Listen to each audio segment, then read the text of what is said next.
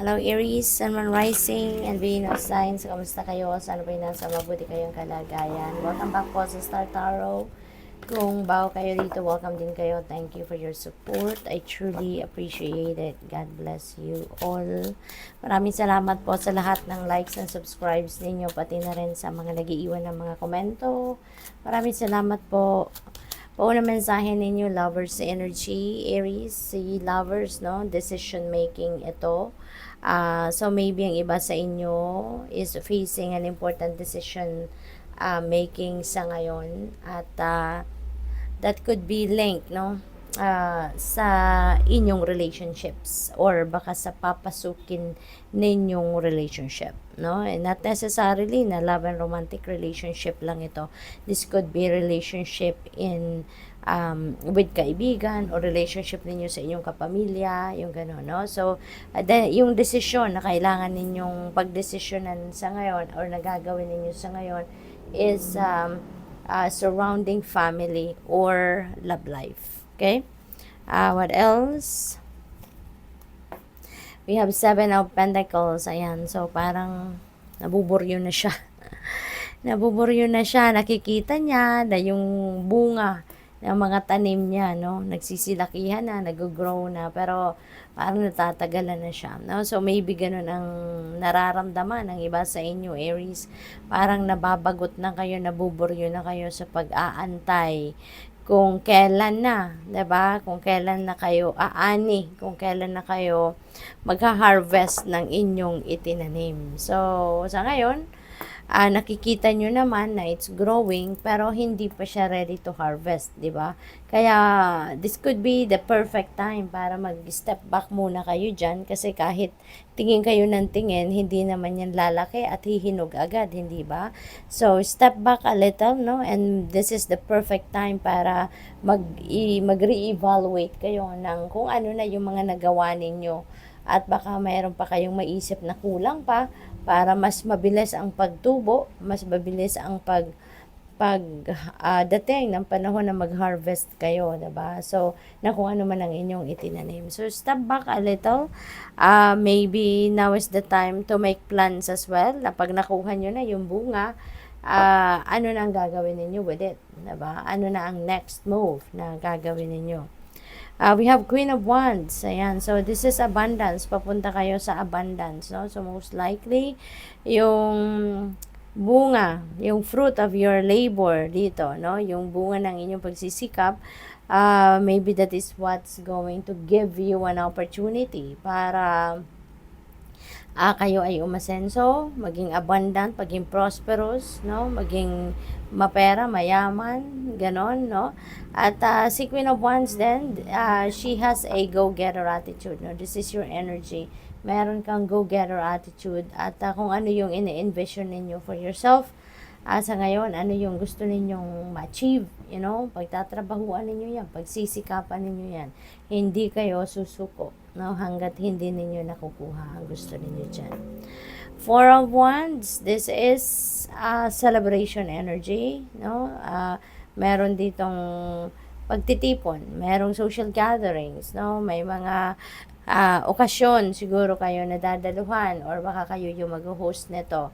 Okay? So, pwedeng magta-travel din ang iba sa inyo dito para makarating sa okasyon na to. Pwede rin mayroon kasalan dito, engagement, birthdays, achievements sa trabaho, mga ganon.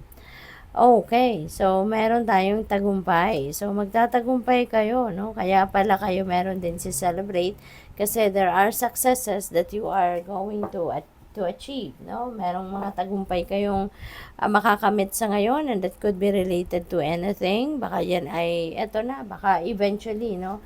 Makuha nyo na din yung bunga ng pagsisikap ninyo and maybe that is a very rewarding endeavor para sa iyo, kaya yan ay isi-celebrate ninyo, no? So, pwedeng ganun ang ganap. Pwedeng sa trabaho yan, pwedeng sa career related, no? Yung mga tagumpay na yan, Aries.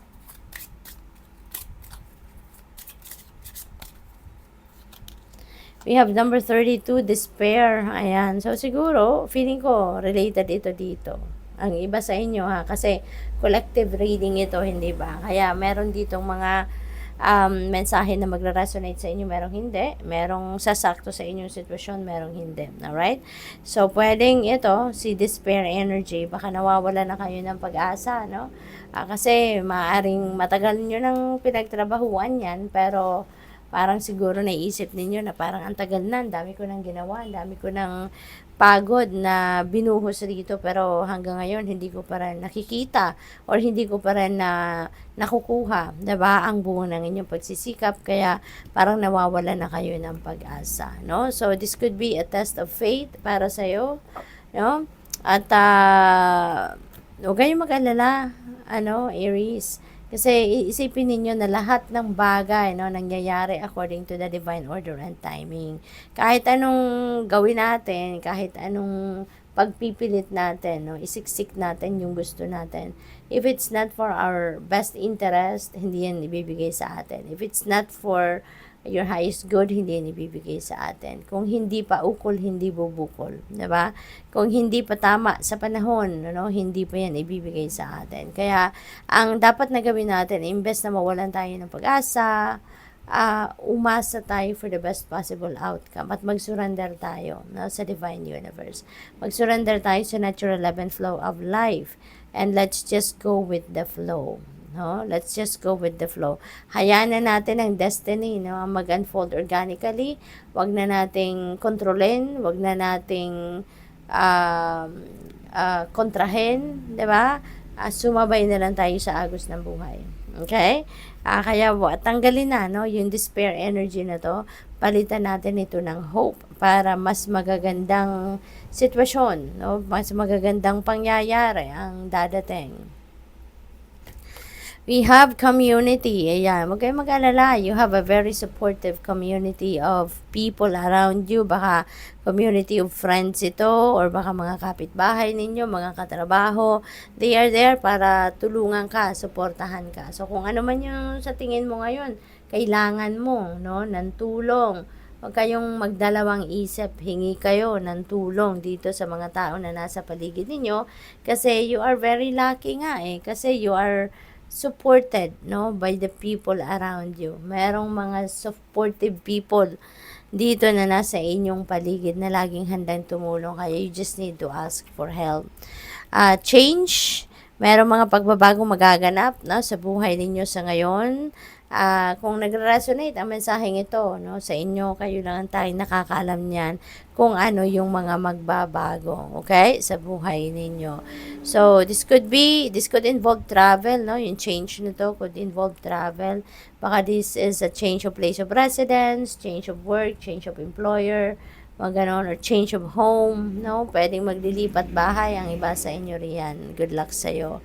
Message, merong mensaheng matatanggap kayo. There is a correspondence coming in. Baka ito ay sulat, baka ito ay text message, pwedeng email, pwedeng DM, PM, ganon. So, kayo, be on the lookout, for those correspondence, kasi baka ito ay importante, Kaya, kung check ninyo lagi yung mga communication lines ninyo, at be aware, doon sa mga dumadating na mga messages. Official person, maybe you are going to be dealing with an official person, official ng gobyerno, baka mga police, militar, mga ganon, ang kakausapin ninyo rito, or someone na merong mataas na katungkulan, sa kanyang trabaho. So, maybe you have dealings with those people sa ngayon. So, good luck sa'yo. Thank you for watching. Love and light. Namaste.